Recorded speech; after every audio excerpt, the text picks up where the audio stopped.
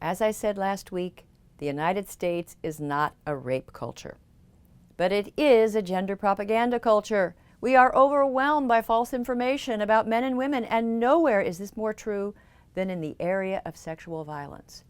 So let's do some fact-checking. That's next on The Factual Feminist.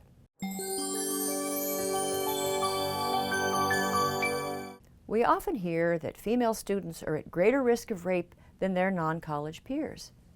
But this is just not true.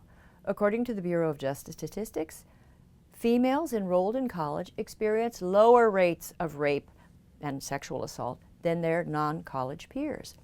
Senator Gillibrand and others who repeat this canard, they have to stop.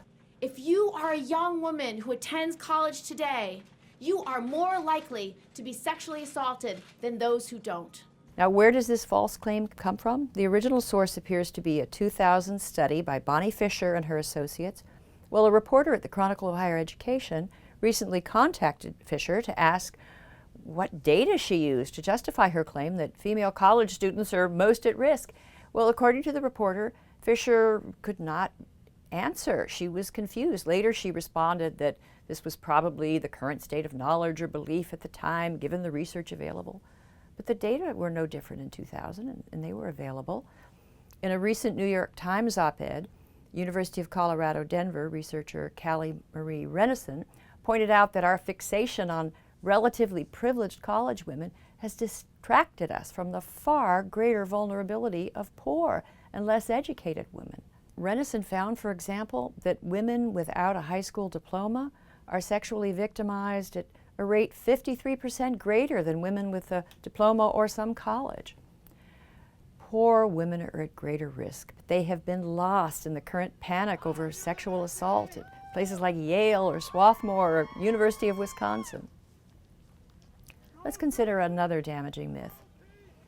Almost every college employee who receives training about campus assault will learn that campus rapes are committed by 6% of males on the campus, and that these males tend to be ruthless and incorrigible repeat offenders. This is known as the predator theory of college assault, and it's taken very seriously by university officials, and they use it to justify cutting back on the due process and by expelling anyone implicated in a campus date rape. Now, this is understandable. Deans and college presidents don't want to keep sociopaths around. Now, the theory was developed by a researcher, David Lesak, retired from the University of Massachusetts, Boston. In 2002, he and a colleague published a study on campus sex offenders. And for the study, they analyzed questionnaires which were distributed to male passersby in a busy pedestrian area at UMass Boston. Well, according to Lesak, of the 1,900 men who returned the survey, 120 of the respondents, about 1 in 16, admitted to committing acts that met the legal definition of rape or attempted rape. And more than half of this group admitted to raping more than once, and they also confessed to a range of heinous violent crimes.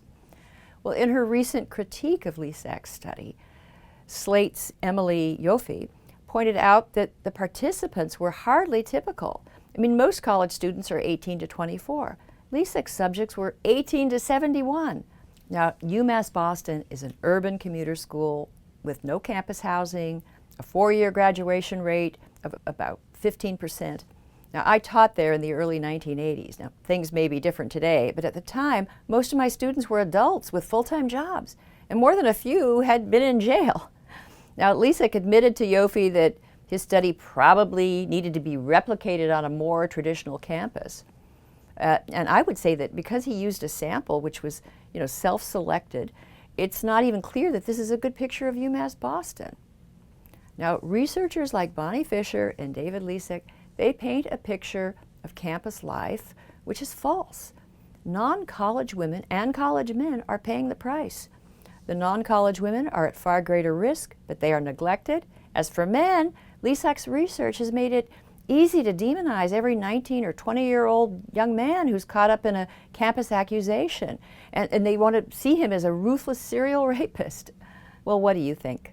I mean, what can we do about this avalanche of misinformation? And are there other studies or facts that you've heard that you would like us to examine? Well, let us know what you think. Tell me on Twitter or in the comments section here on YouTube. And please subscribe to the series if you find these videos valuable. Follow me on Twitter, like me on Facebook. That's very helpful. Thank you for watching The Factual Feminist.